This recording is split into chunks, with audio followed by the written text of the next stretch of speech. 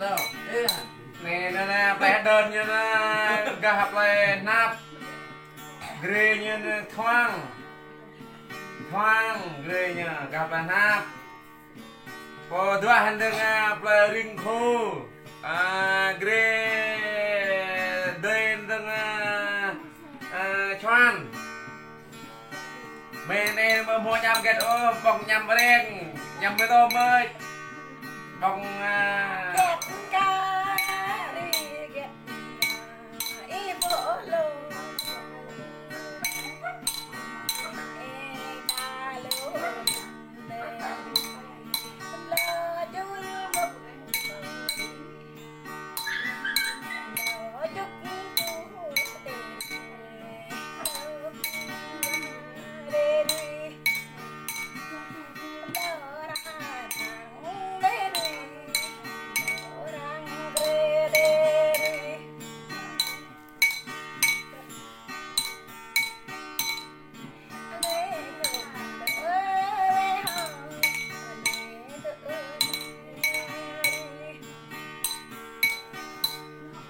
vậy cái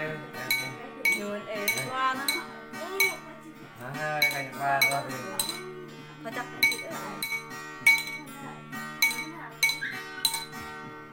đó như như đó đúng không này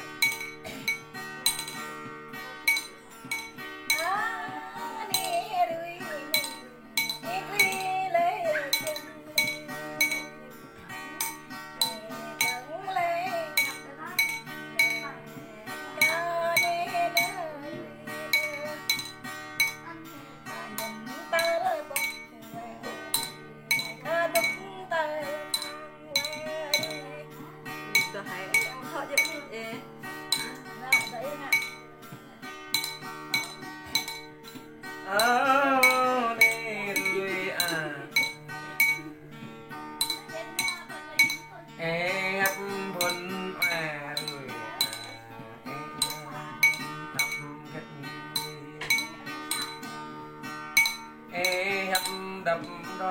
gạch bèn áp một năm bèn ghê ta bơm một lần gần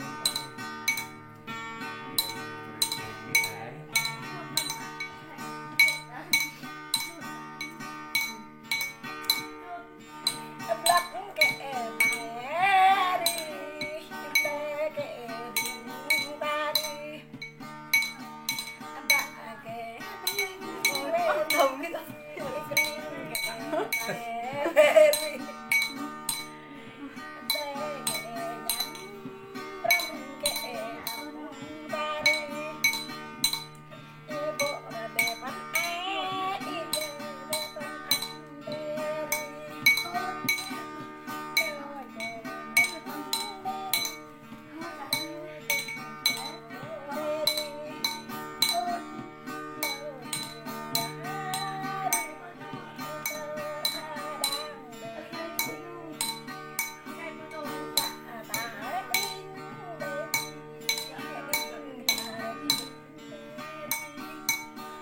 nào gặp ta đi tao thôi chứ chắc đẹp ho bật lèo